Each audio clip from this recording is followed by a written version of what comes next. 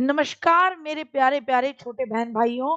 ऐसा टॉपिक जो सीटेट दिसंबर 2024 में 100% आएगा और बच्चा क्या करता है, छोटा छोटा कंफ्यूजन का मारा हो ही जाता है। रूब्रिक क्या है, कितने टाइप है, एनेक्डोटल रिकॉर्ड क्या है, चेकलिस्ट क्या है, कैसे पहचाने एक की पॉइंट हो तो आसान हो जाए कि एक नजर में देखते ही और फटाक से तुरंत के तुरंत क्वेश्चन का आंसर निकल जाए। तो इस तरीके की आपकी अगर कोई भी इच्छा है तो उसके लिए मैं आपके लिए ये वीडियो लेकर आई हूँ। अगर वीडियो अच्छी लगे तो शेयर करना और चैनल को सब्सक्राइब करना, साथ ही साथ वीडियो को लाइक भी करना।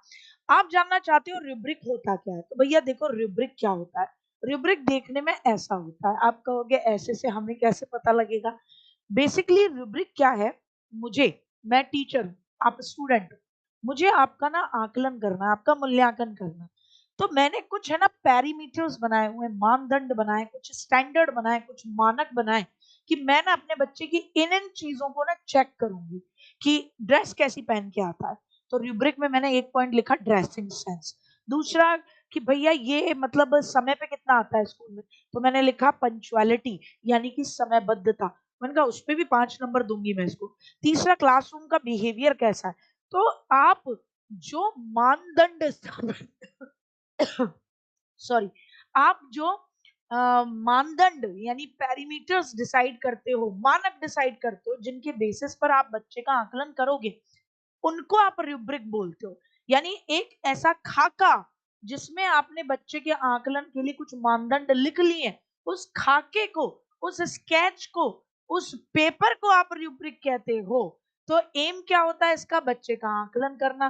क्या है ये, तो आप कहोगे एक टूल है, एक उपकरण है आकलन करने वाला। काम क्या है इसका, आकलन के पैरामीटर्स जो हैं, मानदंड जो हैं, मानक जो हैं, स्टैंडर्ड जो हैं, उनको इसके अंदर लिख दिया जाता है। तो वो पहले ही टीचर आकलन करने से पहले ही डिसाइड कर लेता है कि मैं अपने बच्चे की कौन कौन सी चीजों को देखूंगा। तो पैरामीटर्स को डिसाइड करना ताकि टीचर और स्टूडेंट्स दोनों को पता हो कि किस बेसिस पर, किस आधार पर मूल्यांकन होगा। टीचर को भी पता है मैं अपने बच्चे के इन इन पॉइंट्स को देखूंगा, इन इन आधारों को देखूंगा, इन इन पैरामीटर्स को देखूंगा। बच्चे को भी पता है कि मैम मेरी ड्रेस भी चेक करेंगे तो नीट एंड क्लीन आना, वरना कैसे आएगा, टाई इधर है, खुद इधर है, बाल ऐसे झाऊ चूहे जैसे। तो ऐसा वाला मामला नहीं होगा। टाइम पे आना है, उसको पता है मैम पंक्चुअलिटी भी चेक करेंगे तो टाइम पे आएगा। ये नहीं कि 10 मिनट बाद सॉरी मैम प्लीज अंदर ले लो ना मैम प्लीज, ये नहीं। तो जब पैरामीटर्स क्लियर होते हैं, मानदंड क्लियर होते हैं, तो बच्चे के लिए ये चीज आसान होती है कि मुझे किस किस बेसिस पर आकलन किया जाएगा, और टीचर के लिए भी आसान होती है कि मुझे अपने बच्चे में क्या देखना। आकलन में साफ दिखेगा, बच्चा कहेगा मैम बताओ मेरे को 10 नंबर क्यों दिए, या मुझे 8 नंबर क्यों दिए, ले बेटा इस पॉइंट पे तेरे नंबर काट दिए, ये मैंने रूब्रिक के अंदर पॉइंट रखे थे। कितने प्रकार का होता है, तो भैया आप कहोगे 2 प्रकार का होता है। कितने प्रकार का, 2।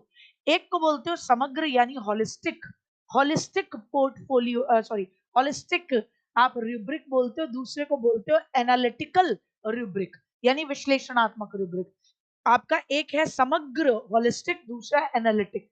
एनालिटिक में क्या है, डिटेल में आकलन होता है, टीचर सारे पॉइंट्स अलग अलग लिख देता है, तो विभिन्न मानकों वाला रूब्रिक है ये। लेकिन जब समग्र होलिस्टिक रूब्रिक की बात करेंगे तो सारे मानकों को एक रूप में दिखाना। सारे मानकों को क्या करते हो आप, तो आप कहोगे सारे स्टैंडर्ड को आप एक रूप में दिखा देते हो, वो समग्र है। अब आपको एक एग्जांपल देती हूँ, आप ध्यान से देखोगे एग्जांपल। यहाँ पे ना टीचर ने लिखा हुआ है 4 नंबर दूंगी, 3 नंबर दूंगी, 2 नंबर दूंगी, 1 नंबर दूंगी। कैसे दूंगी, तो आप मुझे बताना भाई ये समग्र, ये जो मैंने पहली पिक्चर दिखाई, ये समग्र है या ये एनालिटिकल है। ध्यान से देखना, सामग्री विशेष रूप से व्यवस्थित है, प्रश्नों के उत्तर बच्चे ने अच्छे से दिए हैं, बच्चे ने कॉपी में कोई काम किया था तो टीचर ने उसमें 4 नंबर किसको दे रही है, जिसकी सामग्री प्रॉपर थे, तरीके से व्यवस्थित है, विचार उसके मौलिक हैं, ओरिजिनल आइडिया, पूरी तरीके से उसके आइडिया डेवलप हुए हैं, और उसने पाठ के अंदर से संदर्भों को, कॉन्टेक्स्ट को शामिल किया अपनी बात को समझाने के लिए। तो टीचर ने ओवरऑल जितनी भी बातें थी सबको लेकर और सीधे नंबर दे दिए 4। टीचर चाहती तो वो ऐसे लिखती अलग से कि व्यवस्था कितनी होगी उसके मैं दूंगी 2 नंबर। फिर मौलिक विचार जो होंगे उसके भी दूंगी 2 नंबर। कितने अच्छे तरीके से पाठ के संदर्भों को इस्तेमाल किया उसके दूंगी 2 नंबर। लेकिन टीचर ने उसे अलग अलग न करके सीधे कह दिया 4 नंबर वाले की ये पूरी डिटेल है।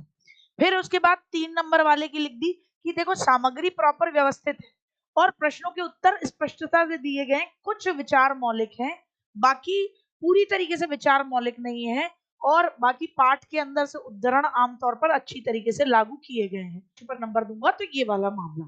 ठीक साहब, तो आपसे पूछा जाए होलिस्टिक और एनालिटिकल में बेस्ट कौन सा है, क्या जवाब दोगे? जिसमें ज्यादा अच्छी डिटेल होती है। अब आओ भैया, पोर्टफोलियो क्या है? पोर्टफोलियो क्या होता है? ये बच्चे की प्रगति का आकलन करता है। ठीक है साहब, ये बच्चा खुद बनाता है। क्या करोगे? बच्चा खुद बनाता है। तो बच्चा अपनी खुद की प्रगति की तुलना खुद के पहले वाले स्टैंडर्ड से कर सकता है। याद रखना, अगर टीचर एक बच्चे की तुलना दूसरे बच्चे से करता है तो घोर पाप पाप पाप पाप। लेकिन अगर बच्चा खुद की अपने काम की तुलना पहले के काम से करता है तो बहुत अच्छी बात है। बच्चा खुद से तुलना कर रहा है तो बच्चा एटलीस्ट अपने काम पर फोकस कर रहा है। बच्चे के अंदर क्या आ रहा है? स्व आकलन की भावना पैदा हो रही है। किसकी? स्व आकलन की। तो पोर्टफोलियो है क्या? ये भी आकलन का एक टूल है। इसमें कौन बनाता है पोर्टफोलियो? बोले बच्चा खुद बनाता है अपना पोर्टफोलियो। बोले अच्छा, और तो बच्चा तुलना कर सकता है? बोले बिल्कुल, बच्चे की प्रगति जांची जाती है और बच्चा खुद तुलना करता है अपने पहले वाले काम की तुलना में अपने अब के काम की। होता क्या है पोर्टफोलियो? है क्या? तो आप कहोगे है क्या, तो आप कहोगे एक निश्चित अवधि में, याद करना, ये अंडरलाइन कर लेना, निश्चित अवधि में बच्चे द्वारा किए गए बेस्ट काम का रिकॉर्ड है जो बच्चा खुद रखता है। 3 महीने का एक पोर्टफोलियो बना या 6 महीने का एक, तो उस 6 महीने के टाइम पीरियड में बच्चे ने जो बेस्ट, सर्वोत्तम, सारे काम नहीं, जब भी आए सारे कामों का संग्रह तो कहते ना नहीं, सारे काम नहीं, सर्वोत्तम काम, बेस्ट काम का संग्रह करता है। कौन करता है? टीचर नहीं, बच्चा करता है। कौन करता है? बच्चा। और काम कैसे? नंबर नंबर मिले हैं कितने अच्छे, कि जैसे साइंस में भैया असाइनमेंट बनाया था 10 में से 10 नंबर मिले, वो लगाएगा? केवल ये नहीं लगाएगा, और भी लगाएगा। इंटर स्कूल कंपटीशन में गया था डांस करने और वहां पे उसको सेकंड प्राइज मिला, फर्स्ट मिला, या आपका एक तरीके से कंपनसेशन प्राइज मिला, जो भी मिला, लेकिन ये उसका सर्वोत्तम काम में वो इसको काउंट करता है। उसका भी फोटो लगा सकता है, उसका प्रमाण पत्र की फोटोकॉपी लगा सकता है उसके अंदर। तो शैक्षिक और सह शैक्षिक, स्कोलास्टिक और को स्कोलास्टिक दोनों एरियाज में होगा, दोनों को रखेगा। और ये सेल्फ असेसमेंट यानी असेसमेंट एज लर्निंग का प्रकार है। तो याद रखना, पोर्टफोलियो बच्चा खुद बनाएगा। क्या जांचते हैं? बच्चे की प्रगति का आकलन करते हैं। कौन सा काम होता है? बच्चे के द्वारा एक निश्चित अवधि में किया गया सर्वोत्तम काम होता है। इसमें क्या क्या शामिल है? केवल नंबर या स्कोलास्टिक या शैक्षिक एरिया शामिल है? बोले नहीं, शैक्षिक के साथ साथ सह शैक्षिक, डांस, म्यूजिक, आर्ट्स, खेल कूद सब शामिल है। और ये असेसमेंट एज लर्निंग का घटनाओं पर आधारित होता है। टीचर इसको शॉर्ट में, सारांश में लिखता है, समरी में लिखता है, बच्चे की रुचि प्लस बच्चे का पॉजिटिव पॉइंट और नेगेटिव पॉइंट से जुड़ा अभिलेख है।